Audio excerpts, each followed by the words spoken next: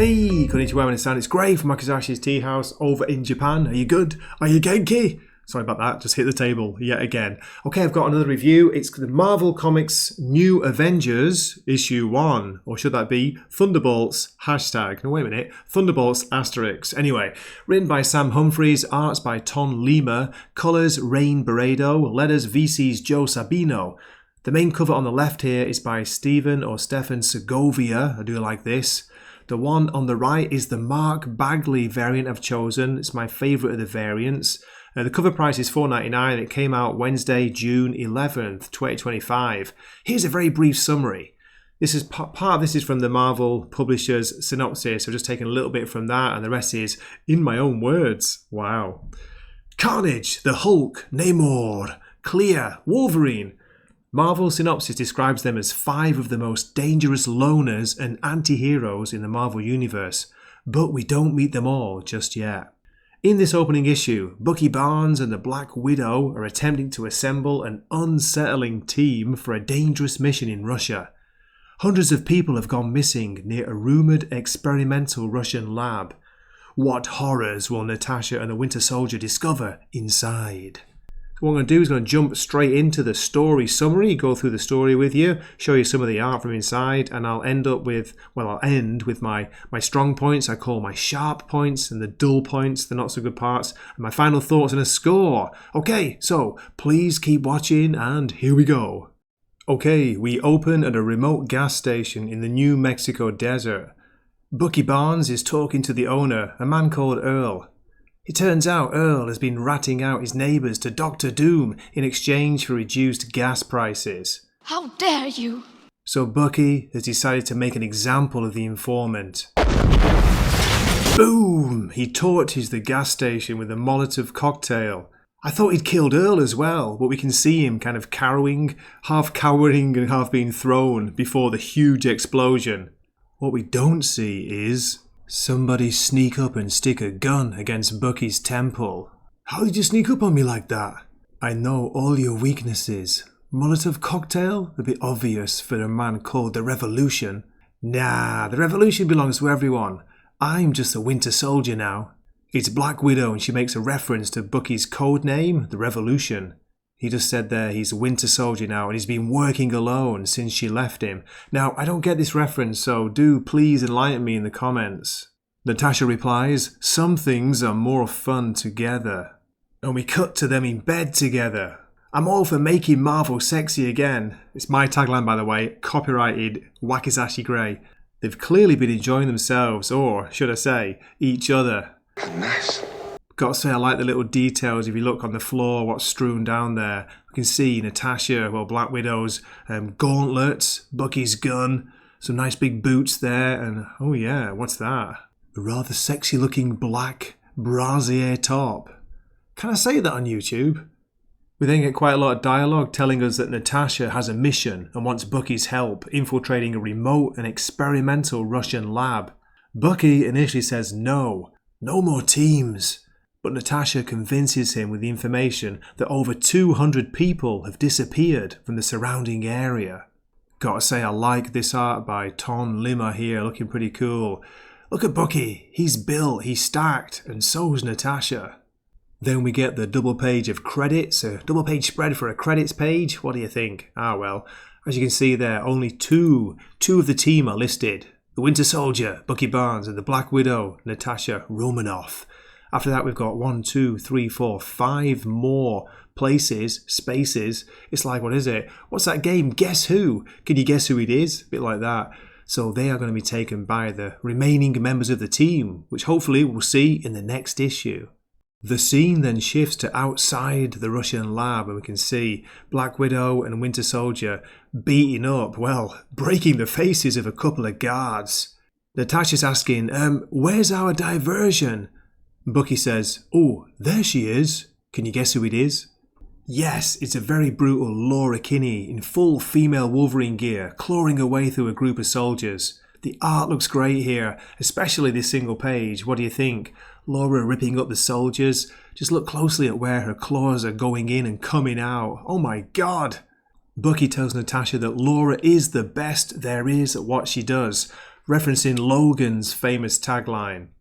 I don't think writer Sam Humphries is saying like she's the best Wolverine, but, you know, it could be interpreted in that way. I don't think so. This is followed by a brief flashback to when Bucky met up with Laura in New York and asked for her help on this mission. Again, I'm digging the art. It's got a very particular style, kind of unique style, but as Jim from Weird Science Comics was pointing out when we reviewed this together, Bucky's eyeliner's looking a bit strong there. Looking a little bit emo, is it? Maybe? A bit goth? Wait a minute, can I say that on YouTube? Too late, already did. Like Bucky before her, Laura initially refused. I know your crowd. I'm not joining up just so I can be judged. But Bucky makes it clear that this mission won't involve the usual suspects, i.e. Captains America and Marvel, and that he needs her particular unsettling skills. Back to the present, and Bucky, Natasha and Laura burst into the lab. What they find inside completely shocks them. There's a group of what appear to be mutants, but we quickly realise they're regular people who are being experimented on. We've walked into a nightmare. Bucky guides them out of the building and then continues deeper inside with Laura and Natasha. What else are they going to find here? What they find next is what at first appears to be a very tall gremlin wearing a white suit and a hat. It's the Jackal. And I'm left scratching my head and questioning my comic book geekiness for the upteenth time, folks. I should know this character, but I don't. Is it Spider-Man villain? I just don't know him at all. Anyway, -5 geek points for Grey. No! The Jackal is standing in front of a series of numbered metal doors and gives a command to unlock 7 of the doors. At the same time, Bucky hits his own remote switch and a big explosion blasts the room they're in. But was it a bomb or something even more destructive? It looked like something was arriving, something was flying in there. Again, can you guess who it is? Tell me, Barnes, where shall I direct my fury? It's Namor. He joins Bucky and the others as they're picking themselves up off the floor. Perhaps a little to the left of us next time? It's a funny moment. It's worth noting that the writer, Sam Humphries, I think he does a good job of adding humour to the story when it's needed, not overdoing it like a certain, shall we say, Joe Kelly on ASM at the moment. Too many gags, man. And don't get me started on that recent giant Amazing Spider-Man Kevin Smith story. Oh my god, what was he doing? Obsessed with showing Spidey, Peter Parker's arse. Mamma mia. Anyway, back to the story. One of the metal doors opens and out of it emerges Iron Man, who then hits them all with an energy blast. No, not Iron Man. Not Iron Man at all. We get a double-page spread of 5 freaky-looking mutant versions of Iron Man, Black Panther, Doctor Strange, Mr. Fantastic, Jesus, I can't even look at him, and Professor X. It's a negative Illuminati, or should that be an anti-Illuminati? The Killuminati, right? Time to hunt, rise and grind. Again. Poor old Reed Richards, negative Killuminati Reed Richards, Mr. Fantastic is freaking me out. As they fight, Natasha is asking Bucky, who else was in the Illuminati? Oh my god, surely not. It's not him, is it? Yes, it's Black Bolt. He's mumbling, stumbling his way out of one of the rooms, wherever it was, from behind the door. But how, says Namor. I guess he's supposed to be dead, is he? Namor, shut him up. Get us out of here. Then we get this crazy final image here, Black Bolt screaming out his name, and the issue ends with a massive white thoom to be continued. Okay, here are my sharp points for the issue. Ton Lima's art and Rain Beredo's colours are very strong, showcasing a nice mix of cool action scenes and quieter character moments. Writer Sam Humphries has a good voice for the characters, in my opinion, and uses both emotion and humour when needed. The story is entertaining and it ends on an exciting cliffhanger. Dull points. Maybe some scenes are a little bit dialogue or narration heavy, and plus, with this being a new #1, there is quite a bit of time spent on setting things up, getting the band back together kind of thing, but that can't be helped with a new #1. My final thoughts, the New Avengers issue 1 is an exciting and entertaining opening issue and a positive start to the series by Sam Humphries and co-creators. The characters are written well and the art and colours make it a visually pleasing read.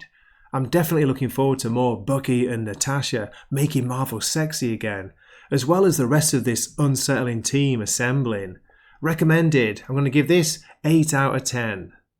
Okay, just 2 more variant covers I wanted to show you. The one on the left is a 1 in 25 incentive cover. It's by Stephanie Hans. I love this image of Laura Kinney, Wolverine, looking very cool there.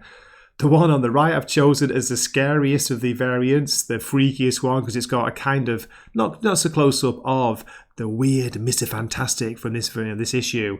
It's by, here we go, Jose Maria Casanovas. It's called the Killuminati variant. There we go. So as always, thanks a million for watching. If you listen this far and watch this far, you guys and girls rule out there. Thank you so much. Do drop a comment. Let me know what you think of the issue. Yeah, and that's about it. I hope to see you in a future video. This is Gray from Wakizashi's Teahouse, signing off, about to get some dinner, some nice, fresh sashimi that the mother-in-law just brought. How awesome is that? Matane. He swaps his longsword for a Wakizashi, so